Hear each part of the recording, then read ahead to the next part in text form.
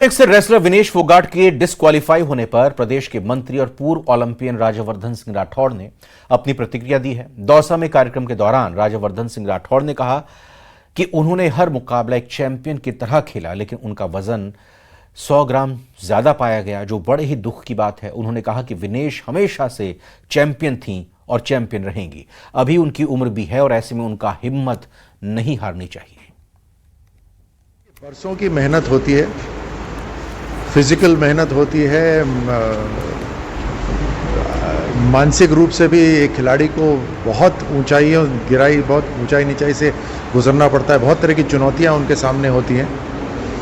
ये सब करने के बाद हमारी जो रेसलर हैं वो मुकाबले में उतरी और उन्होंने जिस तरह का मुकाबला करा, उनका पहला मैच ही एक बहुत ही तगड़े खिलाड़ी के साथ था। उन्होंने वहाँ उनको परास्त करा, उसी से तय हो गया था कि वो स्वर्ण पदक के दावेदार हैं।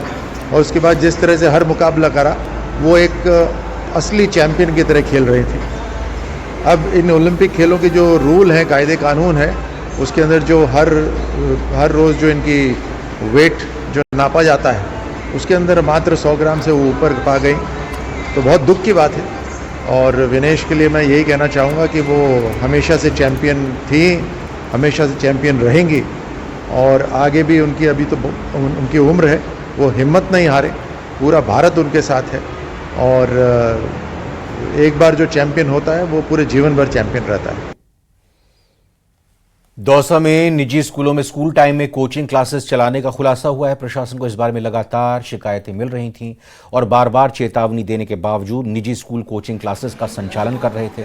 इस पर जिला कलेक्टर के निर्देश पर आज दौसा तहसीलदार नेतृत्व में गठित टीम ने कार्रवाई करते हुए बिल्डिंग को सीज कर दिया। गुप्तेश्वर रोड पर स्थित एक निजी कोचिंग संस्थान पर तहसीलदार के नेतृत्व में बनी टीम ने छापा मारा, जहां बिल्डिंग पर senior secondary modern public school का बोर्ड लगा हुआ था, जबकि कोचिंग क्लास में उज्ज्वल इंस्टीट्यूट के छात्र पढ़ाई कर रहे थे। 2 भवनों में कोचिंग क्लासेस चल रही थी, जिन्हें खाली कराकर सीज कर दिया गया। तहसीलदार ने अभिभावकों से भी अपील की है कि अपने बच्चों के भविष्य बचाने के लिए मान्यता प्राप्त शिक्षण संस्थानों में ही छात्रों को अध्ययन कराएं।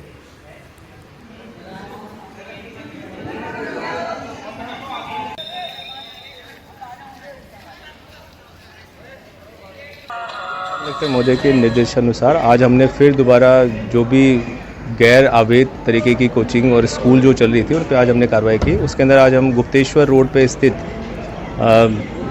एक संस्थान पे पहुंचे। वहां जाके पता किया तो उन्होंने बताया कि हम कोई मॉडर्न सीनियर सेकेंडरी स्कूल के नाम से ये जगह चला रहे हैं, जबकि वहाँ पे वो उज्ज्वल इंस्टीट्यूट भी वहाँ पे संचालित थी। जब वहाँ बच्चों से पता किया, उनसे पूछा गया तो उन्होंने उनके जवाब संदेहास्पद थे, दोनों के, वहाँ के स्टाफ के भी और बच्चों के भी, क्योंकि कुछ बच्चे कह रहे हैं कि हम कोचिंग में पढ़ रहे हैं, कुछ बच्चे कह रहे थे कि हम स्कूल में पढ़ रहे हैं। तो ये जो उनके जो बयानों के विरोधाभास था, उसके आधार पर हमने वहाँ के संचालक से बात की। वो भी कोई संतुष्टिपूर्ण जवाब नहीं दे पाए। इस कारण से हमने वहाँ के जो कोचिंग संस्थान था उसको हमने सीज किया। जोधपुर जिले में हो रही बारिश लगातार हो रही है। लोहावट और आसपास के इलाकों में बाढ़ जैसे हालात बन गए हैं। जल भराव की वजह से जनजीवन अस्त व्यस्त हो गया है। खासकर लोहावट कस्बा और आसपास के गांवों में स्थिति गंभीर बनी हुई है। कई ढाणियां पानी में डूब गई और विष्णावास और जाटावास कस्बों के बीच संपर्क टूट गया है। पुलिसकर्मियों को आने जाने के लिए ट्यूब से बनी नाव का सहारा लेना पड़ रहा है। ये पुलिसकर्मी भी सफाई करने वाले वाइपर और लकड़ी के सहारे थाने में पहुंचने का प्रयास कर रहे हैं। थाने के कमरों में पानी रोकने के लिए रेत के कट्टे भरे गए हैं। दरअसल क्षेत्र में जो शहरी हैं तो वहां एनडीआरएफ और एसडीआरएफ रेस्क्यू का काम कर रहे हैं और उनके पास कई संसाधन भी हैं, लेकिन पुलिस विभाग के पास बाढ़ से बचाव के संसाधन नहीं है। की बात करें तो डेफिनेटली बरसात के कारण चुनौतियां आई हैं पुलिस के सामने। कुछ क्षेत्रों में पानी भरने की और जल भराव की स्थिति आई थी, जिसमें एंटिसिपेट करते हुए पुलिस और प्रशासन ने एक टीम की तरह काम करते हुए बहुत जगह से लोगों को रेस्क्यू किया है और शिफ्ट भी किया है। ओसिया की बात करें तो चेरई क्षेत्र में पानी भरने से कुछ लोगों को वहाँ फैमिलीज़ को पंचायत भवन में शिफ्ट किया गया है और उन्हें वहाँ पे टेम्परेरी एक शेल्टर दिया गया है। तो इस तरह के इश्यूज जहाँ भी आ रही है, प्रशासन और पुलिस एक टीम की तरह काम करके लोगों को रेस्क्यू कर रही है और काम इसमें चल रहा है।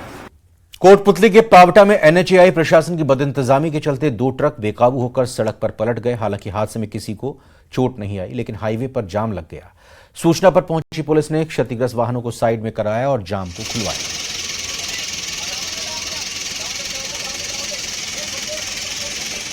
यह खबर अजमेर से आपको बताते हैं, जहां पर अजमेर में बर्थडे मनाकर लौट रही युवती के साथ छेड़छाड़ का मामला सामने आया है। पीड़िता की शिकायत पर पुलिस ने मुकदमा दर्ज कर जांच शुरू कर दी है। पीड़िता ने एक पुलिस कांस्टेबल समेत 5-6 लोगों पर अश्लील हरकतें और छेड़छाड़ करने का आरोप लगाया है। पीड़िता सहेली के साथ जन्मदिन मनाने पुष्कर गई थी और वापस लौटते समय वैशाली नगर के पास सहेली के दोस्त और एक पुलिस कांस्टेबल ने उन्हें रोककर अश्लील हरकतें और टिप्पणियां की। पुलिस फिलहाल मामले की जांच कर रही है। कोतवाली क्षेत्र की रहने वाली एक महिला ने कल एक प्रकरण दर्ज कराया कि 22/7/2022 को 11:30 बजे उसकी सहेली का जो मित्र था, जो उसे घर छोड़ने जा रहा था, कि देवा गुजर और उसके साथियों का जन्मदिन था, जिन्होंने उनको रुका लिया, सहेली के दोस्त को भी बिठा लिया एवं उसके साथ अभद्र कमेंट करके अश्लील हरकतें की, जिसका प्रकरण दर्ज कराया गया। राजसमंद के पबराना गांव में एक युवक ने ससुराल वालों से तंग आकर खुदकुशी कर ली। खुदकुशी से पहले उसने एक वीडियो भी बनाया और सुसाइड नोट भी लिखा, जिसमें उसने अपनी मौत के लिए ससुराल वालों को जिम्मेदार ठहराया है। इन लोगों ने मुझे इतना परेशान किया है कि मैं मरने पर मजबूर हूँ। ना तो कोई मुझे मरने का कोई शौक है, ना मैं मुझे इन लोगों ने बहुत परेशान किया। मैं मेरी जिंदगी में ऐसा कभी दर्द किसी के नहीं देखा। राजसमंद के पबराना गांव में एक युवक ने ससुराल वालों से तंग आकर खुदकुशी कर ली। खुदकुशी से पहले उसने एक वीडियो भी बनाया और सुसाइड नोट भी लिखा, जिसमें उसने अपनी मौत के लिए ससुराल वालों को जिम्मेदार ठहराया।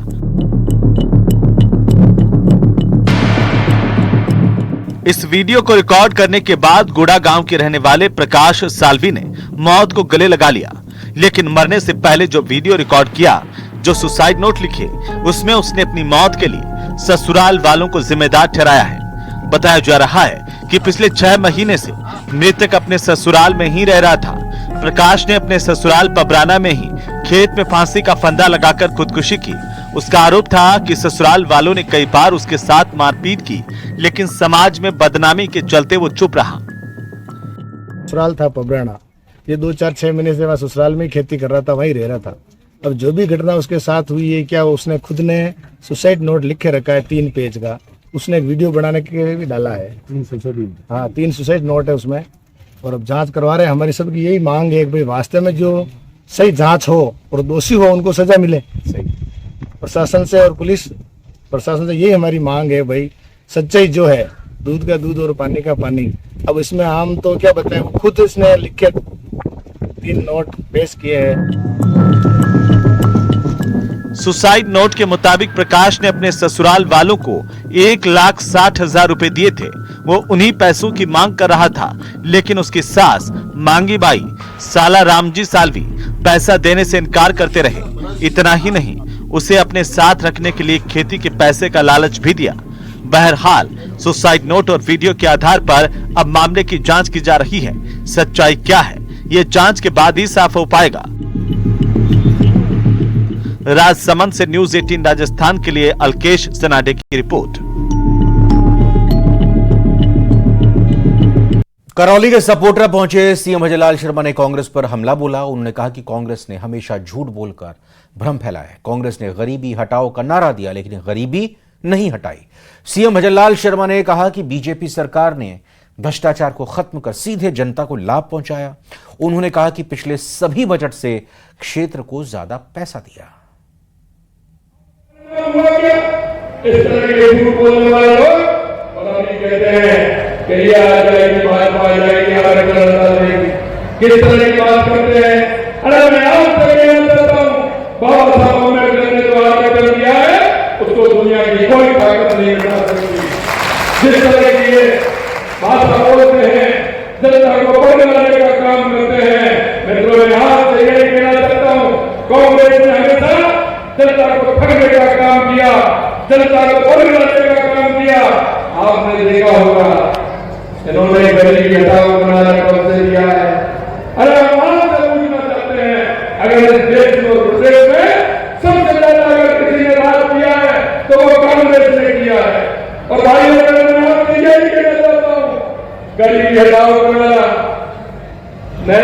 में मिल जाता, इंदिरा गांधी में मिल जाता, राजीव गांधी करके चले गए, बीच में मनमोहन सिंह जी हो गए, अब सोनिया गांधी भी दे रही है और अब उनका बेटा राहुल बाबा भी कह रहा है कि नंदी भी कह रहा है। गौरवशाली इतिहास के लिए दुनिया भर में मशहूर राजस्थान अपनी लोक परंपराएं, रहन सहन और त्योहार के लिए भी खासा विख्यात है। यहाँ के तीज त्योहार बेहद ही खास होते हैं। इन्हीं त्योहारों में एक हरियाली तीज भी है। जयपुर समेत कई जिलों में आज तीज माता की शाही सवारी निकाली गई। तो ये अलग अलग तस्वीरें आप देख सकते हैं। राजधानी जयपुर त्रिपोली गेट से शाही सवारी निकली।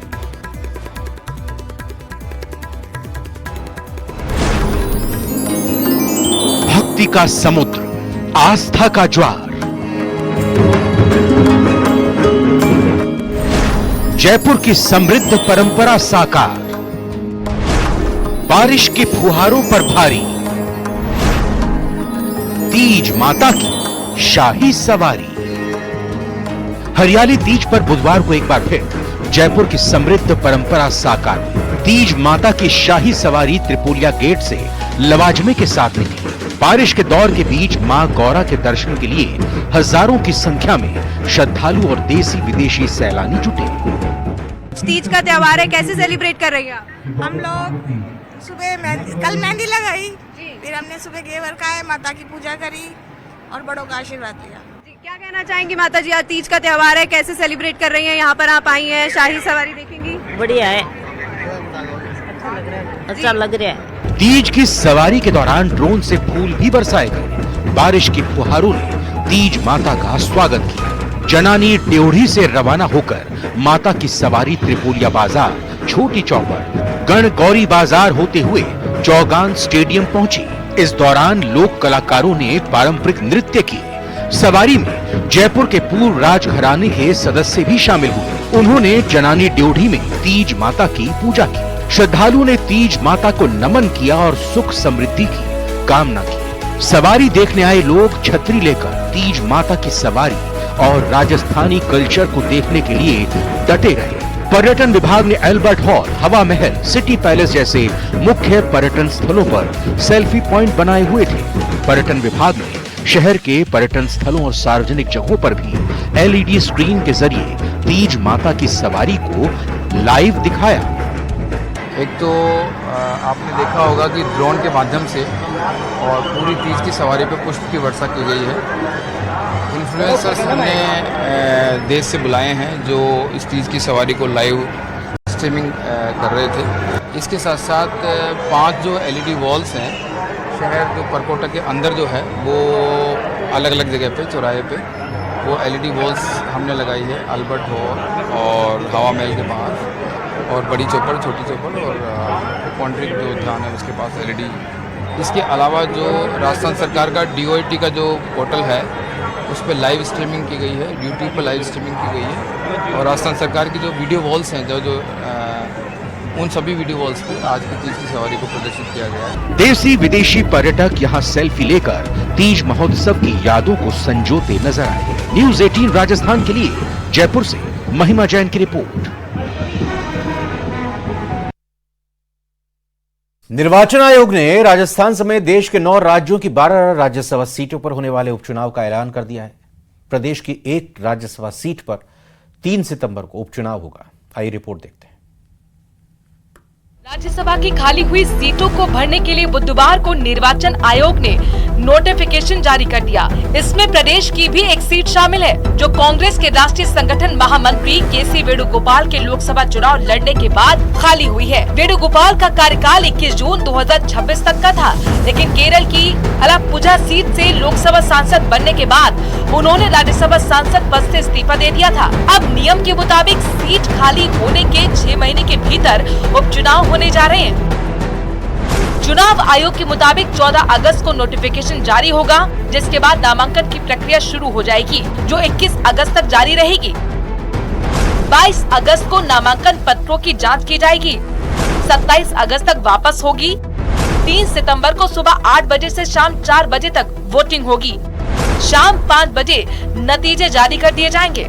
इस बार के चुनाव में भारतीय जनता पार्टी का पलड़ा भारी दिख रहा है। प्रदेश में बीजेपी के 115 विधायक हैं, जबकि गठबंधन नेताओं को मिलाकर कांग्रेस विधायकों की संख्या 74 है। इस लिहाज से राज्यसभा चुनाव में बीजेपी मजबूत स्थिति में है और कांग्रेस की सीट के बीजेपी के खाते में जाने के पूरे आसार हैं। अगर ये आकलन हकीकत में बदलता है तो बीजेपी और कांग्रेस के खाते में बराबर सीटें हो जाएंगी। मौजूदा वक्त में राजस्थान की 10 राज्यसभा सीटों में से 6 कांग्रेस के पास हैं, जबकि 4 बीजेपी के पास हैं। न्यूज़ 18 राजस्थान के लिए अरबाज की रिपोर्ट। भीलवाड़ा से बड़ी खबर आ रही है। मंदिर के पास चोर दिखाई दिए और पुलिस बाहर है। ताला तोड़कर मकान के अंदर पुलिस घुस गई है। पुलिस ने संदिग्ध चोर को गिरफ्तार कर लिया है। संकट मोचन मंदिर के पास की ये घटना है। तो बड़ी खबर भीलवाड़ा से आपको बता रहे हैं। मंदिर के पास एक चोर दिखाई दिया और बाहर पुलिस वहां पर मौजूद थी। ताला तोड़कर मकान के अंदर फिलहाल पुलिस दिखाई दी है।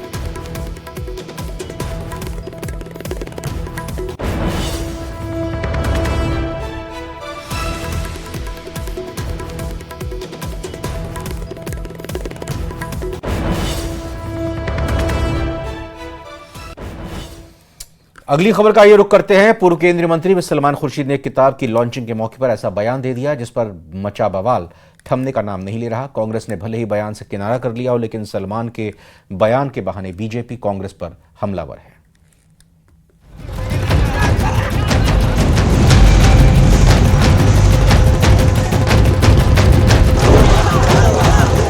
What's happening in Bangladesh can happen here. It's just that Bangladesh is a concentration of much that we have in our country. Salman Khurshid का बयान, फिर मचा घमासान। बांग्लादेश में बवाल, अपनों पर सवाल। पूर्व केंद्रीय मंत्री मुजीबुर रहमान की किताब Shikwa e Hind the political future of Indian Muslims के विमोचन के मौके पर सलमान खुर्शीद के बोल से पैदा हुआ बवाल थमने का नाम नहीं ले रहा। सलमान खुर्शीद ने कहा कि बांग्लादेश में जो हो रहा है वो भारत में भी हो सकता है। कथित तौर पर सलमान खुर्शीद ने कहा था कि ऊपर से सब कुछ ठीक लग रहा हो, लेकिन बांग्लादेश जैसे हालात यहाँ भी बन सकते हैं। बांग्लादेश में शेख हसीना के देश छोड़ने के बाद वहां रहने वाले अल्पसंख्यक हिंदुओं पर हमले शुरू हो गए। हिंदुओं के घरों और बिजनेस के साथ ही मंदिरों पर भी हमले किए जा रहे हैं। ऐसी परिस्थिति में सलमान खुर्शीद के बयान का तगड़ा विरोध होना ही था। इसलिए भारतीय जनता पार्टी ने खुर्शीद के खिलाफ मोर्चा खोल दिया है। बड़ी गंभीर बात है कि ऐसी चीज जो भारतवासी सोचते नहीं है उसका बीज बोया जा रहा है। ऐसा लग रहा है कि वो चाहते हैं। कांग्रेस के अंदर बहुत से ऐसे लोग हैं जो चाहते हैं कि देश बटे, या तो जातियों में बटे या धर्म के आधार पर बटे, लेकिन बटे जरूर, ये कांग्रेस की सोच है। कुछ लोग कोशिश कर रहे होंगे और कर रहे हैं, लेकिन नेतृत्व सक्षम है और हम सब जन भी नेतृत्व का साथ देते हुए ऐसी परिस्थितियों से निपटने का, उसमें हम भी उनको संबल दें ताकि हम सब लोग मिलकर के भारत में ऐसी स्थिति न बने। ये हम सब नागरिकों का दायित्व बनता है, हम सब इसको निभाएं। देखिए, कांग्रेस के लोगों की जो मानसिकता है वो हमेशा देश को तोड़ने की रही है। इन लोगों के दिल में जो चलता है वो निश्चित रूप से कभी न कभी इनकी जबान पर आ जाता है, लेकिन भारत की जो जनता है वो इनको हमेशा करारा जवाब देती रही है। देखिए, उनके बयान से उनकी मानसिकता झलकती है, क्योंकि बांग्लादेश और हिंदुस्तान के अंदर ज़मीन आसमान का फ़र्क है। हिंदुस्तान के अंदर देशभक्त लोग हैं, यहाँ ऐसी परिस्थितियाँ कभी नहीं आएगी। सलमान खुर्शीद के इस बयान से कांग्रेस ने किनारा कर लिया है। इस बीच प्रदेश के पूर्व कैबिनेट मंत्री प्रताप सिंह खाचरियावास ने कहा है कि पूरा विपक्ष केंद्र सरकार के साथ है। देखिए, भारत में बांग्लादेश जैसी स्थिति तो पैदा नहीं होगी। मेरा ये मानना है कि भारत एक ऐसा देश है जहां पर हर जाति धर्म के लोग अलग अलग प्रदेशों में रहते हैं। भारत का हिंदू, मुसलमान, सिख, ईसाई, फारसी, जैन, बौद्ध, किसी भी जाति धर्म का व्यक्ति हो, लेकिन जहां तिरंगे का और देश का जहां सवाल आता है वहां वो एक होकर खड़ा हो जाता है। बुधवार को पत्रकारों ने जब सलमान खुर्शीद से उनके इस बयान पर पूछा तो उन्होंने कहा, मैं जो भी कहता हूँ वो सार्वजनिक रूप से कहता हूँ, निजी तौर पर कभी नहीं। Bureau report, news 18 Rajasthan.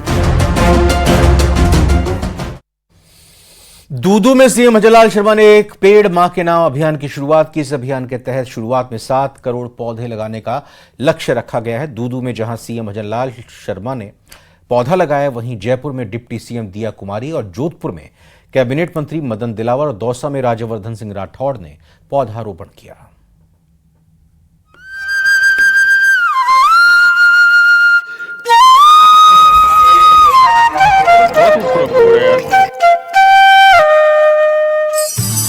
हरियालो Rajasthan, एक पेड़ मां के नाम। सीएम भजनलाल शर्मा ने लगाया पौधा। जयपुर में दिया कुमारी ने किया पौधारोपण। दौसा में राज्यवर्धन सिंह का पौधारोपण।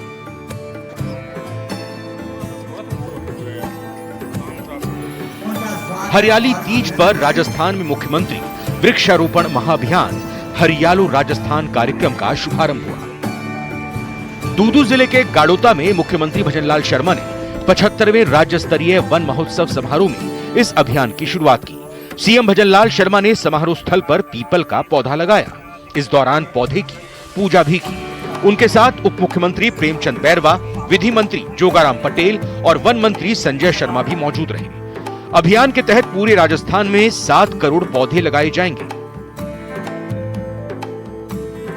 लेकिन मैं आपसे इतना कहना चाहता हूं, हमारी संस्कृति के अंदर हम वृक्षों को भी पूजते हैं, हम पहाड़ों को भी पूजते हैं और हम नदियों को भी पूजते हैं, क्योंकि हमारी संस्कृति है, इनमें हमारे परमात्मा का वास होता है, भगवान का वास होता है। मैं इस मौके पर आपसे इतना कहना चाहता हूं, ये 75वां वन महोत्सव आज मनाया जा रहा है और हमने इसमें कुछ संकल्प भी लिए और संकल्प इसलिए लिए हैं कि हमारे पर्यावरण को ठीक प्रकार से किया जाए। हमारा पर्यावरण अगर ठीक होगा तो बारिश भी होगी। इसलिए हमने इस बार 7 करोड़ पौधे लगाने का आह्वान किया है। सीएम के अलावा डिप्टी सीएम दिया कुमारी भी इस अभियान का हिस्सा बनी, जिन्होंने जयपुर के विद्याधर नगर स्टेडियम में वृक्षारोपण किया। इस मौके पर ग्रेटर नगर निगम महापौर सौम्या गुर्जर भी उनके साथ थी। इस मौके पर डिप्टी सीएम दिया कुमारी ने सभी को पौधा लगाने के लिए प्रेरित किया। बहुत ही महत्वाकांक्षी अभियान है, बहुत महत्वपूर्ण अभियान है और हम सभी को हमारे पर्यावरण के लिए जिस तरह से ग्लोबल वार्मिंग बढ़ता जा रहा है, बहुत एक गंभीर विषय है। इसको कैसे हम लोग रोक सकते हैं, कैसे इसमें लगाम डाल सकते हैं, इसके लिए बहुत जरूरी है हम ज्यादा से ज्यादा वृक्षारोपण करें और एक वृक्षारोपण करके पेड़ को छोड़ ना दें, उसको अपनी माँ की तरह, अपने परिवार के सदस्य की तरह उसका रख रखाव भी। हरियालो राजस्थान अभियान के साथ प्रधानमंत्री नरेंद्र मोदी के एक पेड़ मां के नाम अभियान को भी जोड़ा गया है। इस अभियान के तहत लगाए जाने वाले पौधों की जानकारी हरियालो राजस्थान ऐप और भारत सरकार के मेरी लाइफ ऐप पर अपलोड की जाएगी। इसी कड़ी में प्रदेश सरकार के मंत्रियों ने भी इसमें हिस्सा लिया। दौसा में राज्यवर्धन सिंह राठौड़ ने वैशाली नगर में स्थित हनुमान नगर पार्क में वृक्षारोपण किया। प्रधानमंत्री मोदी जी ने तो एक आह्वान करा है पूरे देशवासियों से कि हमें इस बारिश के मौसम में वृक्षारोपण करना चाहिए, अपनी माँ के नाम पर एक पेड़ लगाना चाहिए। माँ साथ में हो तो उनके साथ मिलकर लगाइए, ना हो तो उनकी याद में पेड़ लगाइए। इस वृक्षारोपण से जो पेड़ उगते हैं उससे संरक्षण मिलता है, हमें वातावरण और शुद्ध होता है, हमें जीवन मिलता है। आने वाली पीढ़ी को अगर हम वाकई में कुछ देकर जा सकते हैं वो है एक सुंदर मजबूत पृथ्वी, और वो इसी तरह से बन सकती है। धौलपुर में हरियाली तीज के मौके पर कैबिनेट मंत्री जवाहर सिंह बेढम ने पौधारोपण किया। झुंझुनू में अविनाश गहलोत, जैसलमेर में जोराराम कुमावत और झालावाड़ में ओटाराम देवासी ने पौधारोपण किया। पूरे राजस्थान में सभी जनप्रतिनिधिगण, सभी भामाशाह, सभी ये जो पर्यावरण प्रेमी हैं और सभी संस्थाएं मिलकर पौधारोपण का एक विशाल कार्यक्रम कर रही है। तीज के अवसर पर हरियालो राजस्थान अभियान चला करके पूरे राजस्थान में 7 करोड़ पौधे लगाने का एक लक्ष्य रखा है और उसी लक्ष्य के तहत आज हरियाली तीज के अवसर पर यहाँ जैसलमेर में भी आज पौधारोपण का कार्यक्रम हुआ। परंतु एक पेड़ अगर माँ के नाम और एक पेड़ अगर राष्ट्र के नाम लगा दे तो हमारा भविष्य उज्जवल हो जाएगा, हमारा जिंदगी सुधर जाएगी। और पूरे राजस्थान के अंदर लाखों पेड़ लगेंगे। और जैसा कि आप सभी जानते हैं, अपन हर साल प्रतिवर्ष बरसात में वृक्षारोपण का कार्यक्रम करते भी हैं, लेकिन इतनी बड़ी मात्रा के अंदर राजस्थान का जितना वृक्षारोपण हो रहा है, निश्चित रूप से ये एक वर्ल्ड रिकॉर्ड बनने वाला है। प्रभारी मंत्री और शिक्षा एवं पंचायती राज मंत्री मदन दिलावर जिला स्तरीय वन महोत्सव कार्यक्रम में हिस्सा लेने जोधपुर पहुंचे।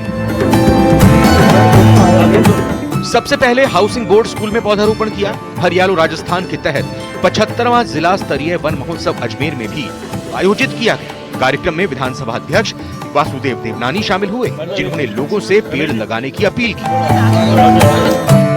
हरियालो राजस्थान एक पेड़ मां के नाम अभियान के तहत पूरे प्रदेश में जहां 7 करोड़ पौधे लगाने का लक्ष्य है, वहीं पहले दिन 1 करोड़ पौधे लगाए गए। Bureau report, news 18 Rajasthan.